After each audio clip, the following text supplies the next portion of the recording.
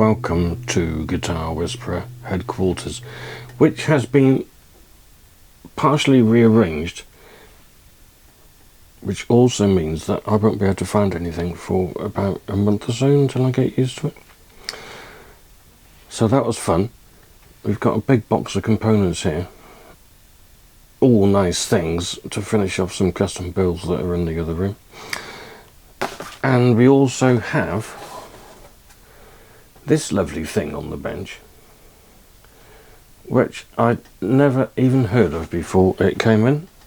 It's called Fender TC90, and it has all sorts of interesting little features which I like as usual. It is Korean made. It has,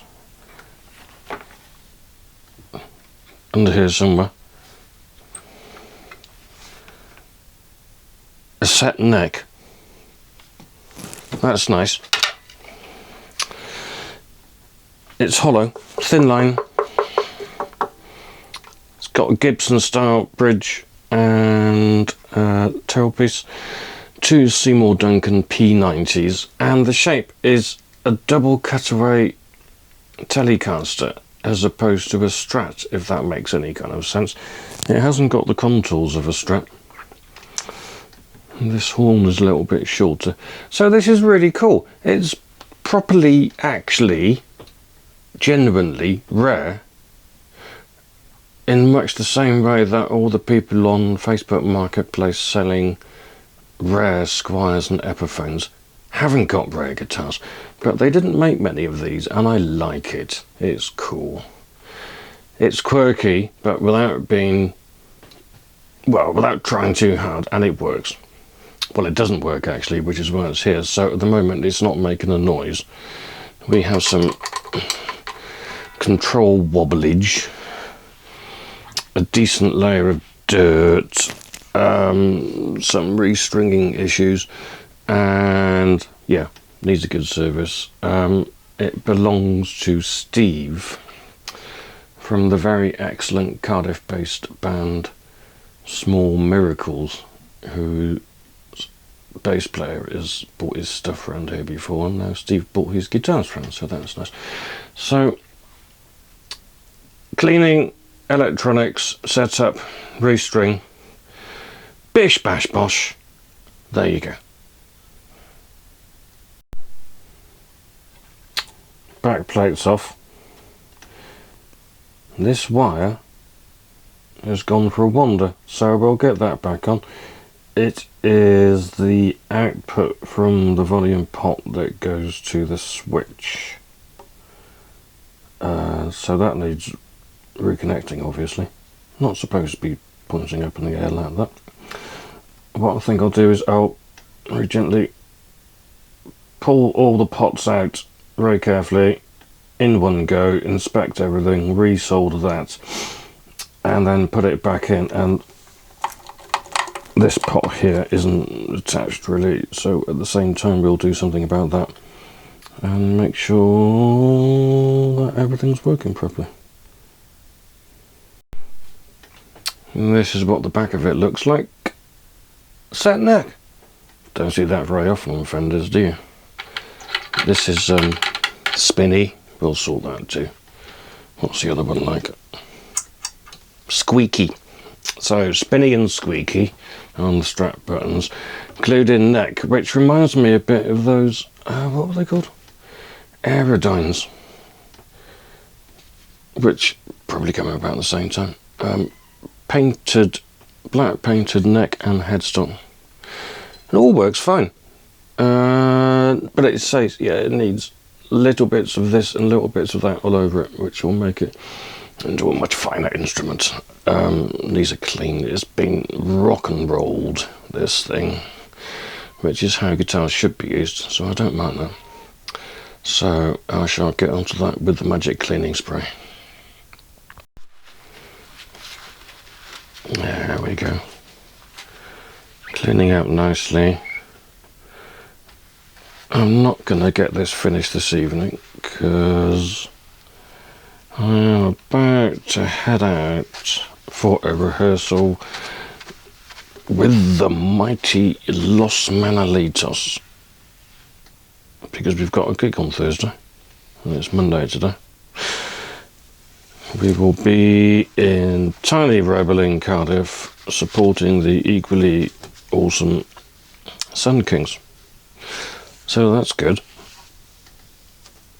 So yeah, we'll just do a bit of this now and then crack on with it tomorrow. Coming up nice though. I would always much rather see a guitar that's been got grungy and needs a clean than one that is 20 years old and looks like it's never come out of the case. So yeah, this is good. So here's the front of it again with the strings off, and after a bit of a clean. It's nice, isn't it? Bit of grain. Red to black sunburst. Say Seymour Duncan's. Lovely. And sorts of mother of something tortoiseshell. I can't get it in focus. Mother of pearl style inlays, which are iridescing nicely. The Fender logo is like a sort of silver one, which is under the lacquer, so that's nice too. Pretty cool guitar. Righto then, so if you are doing a service on something, there are some things that always come loose. Well, maybe not always, but quite a lot. So this example is a good. This guitar is a good example of that. The little nuts that hold the tuners in, they're often loose, and the screws on the back. We've got quite a few wobbly tuners here. Strap buttons, squeaky squeaky, and then all these little nuts that hold the knobs and the switches in place, and they just work their way loose over time. Not a lot you can do about it really. Wood contracts and moves and stuff, and it comes loose. So I'm going to tighten all these up first before we do anything else, and then we'll work on the soldering inside.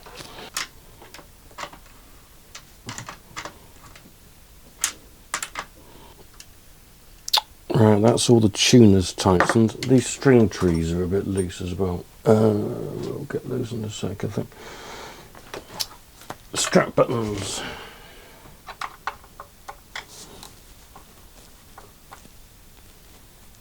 I do have a special spanner for this somewhere. Or you can do it with the cloth as well. I think it will be done with the cloth at this rate if I don't find the thing.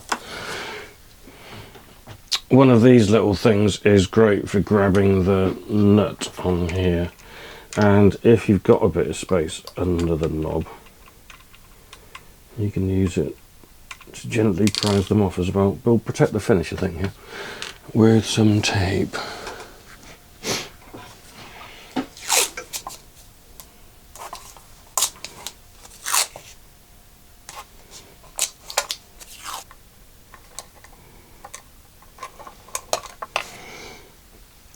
There's one. There we go, that's that one. So these are super loose, barely hanging on, which is why the controls are flapping about like a mad thing.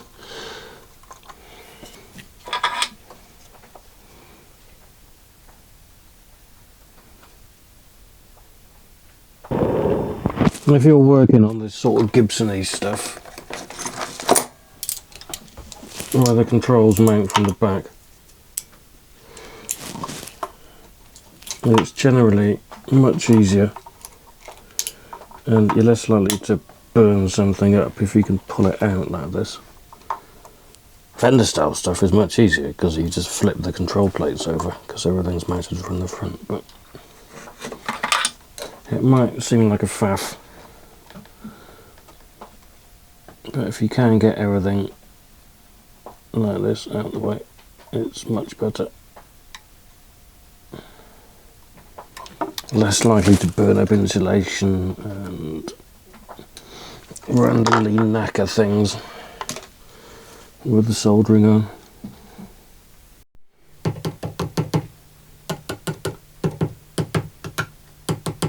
There we go, noises is coming out. That's good. Right, let's get all the pots and switches securely put back in place then. Let's test it again now that it's all back together.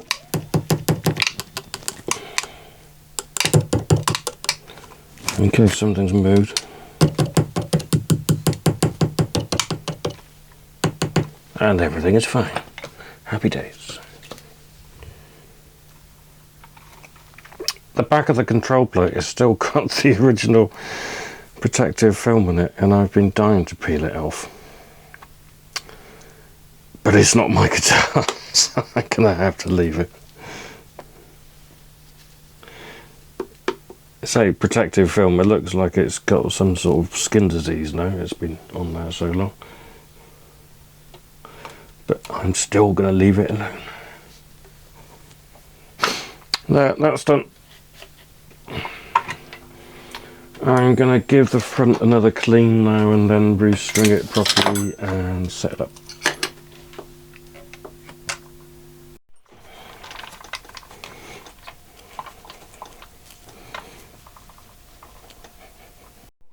I've had a mental health crash.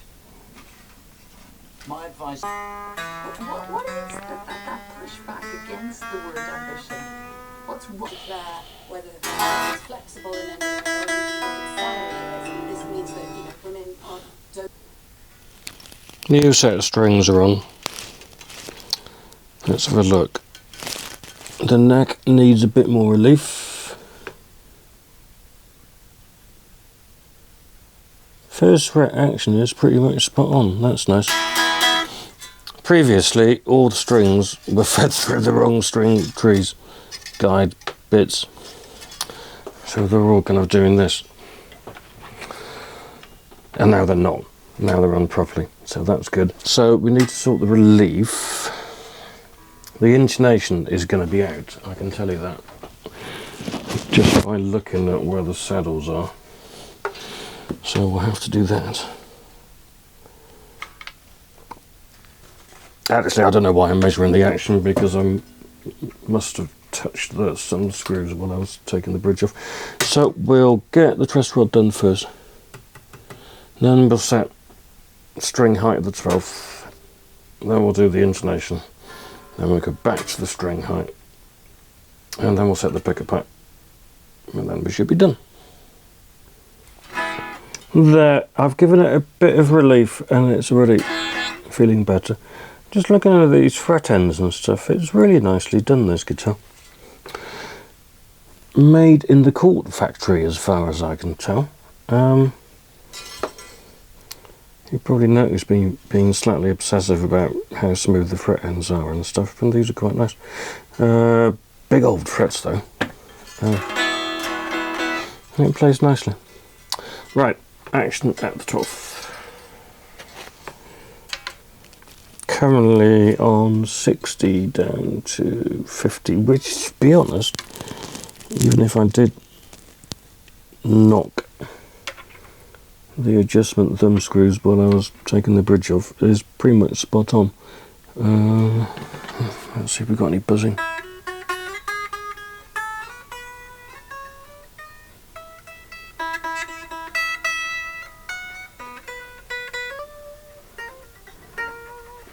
I think I'm gonna leave that like that for now. Yeah, it's about a 60 thou on the bass side, about a 50 thou on the treble side, so that is where I'd like it to be, and it's not buzzing. Okie doke. Intonation. Where's the tuner?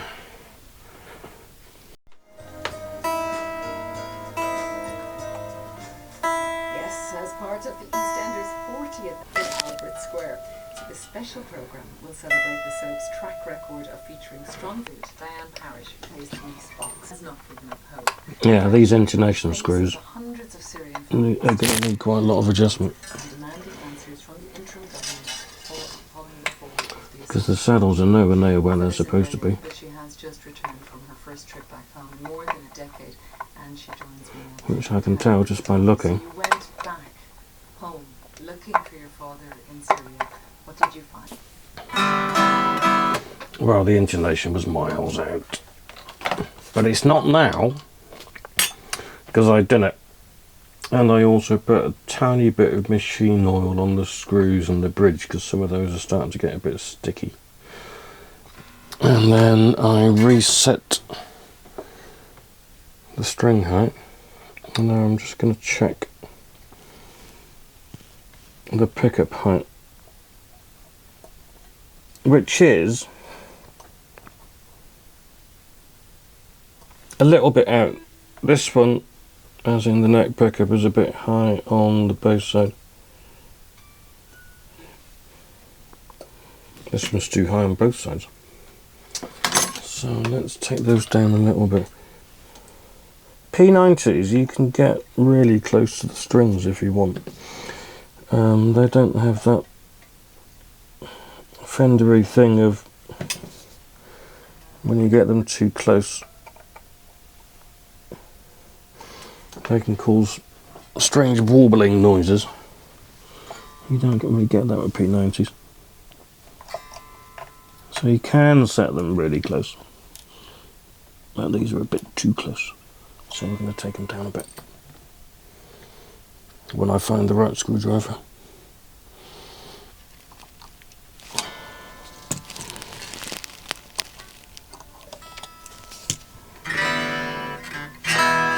There, that's better. So, one more wipe, trim the string ends, and we're done. What a cool guitar. Haven't seen one of these before. Hadn't even heard of them until this one turned up. But it's cool, isn't it? I like this. I like it when Fender do something different. And they make it work as well, because sometimes guitar manufacturers, I think, throw everything at new designs and make it a different shape and stick a weird bridge on it and weird electronics and paint it a weird colour, and it's all a bit much. But this is nice and I like it, and it's much happier now. So we sorted the electronics,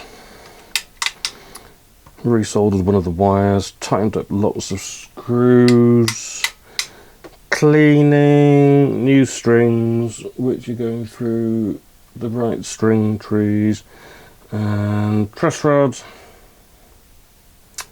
string height, check the first fret action, intonation which was a mile off, and pickup height, and it's good to go now. I'm going to go and test it downstairs properly with a nice amp, but yeah, it's ready. Hope you like this one as much as me. Thanks for watching, and I'll see you soon.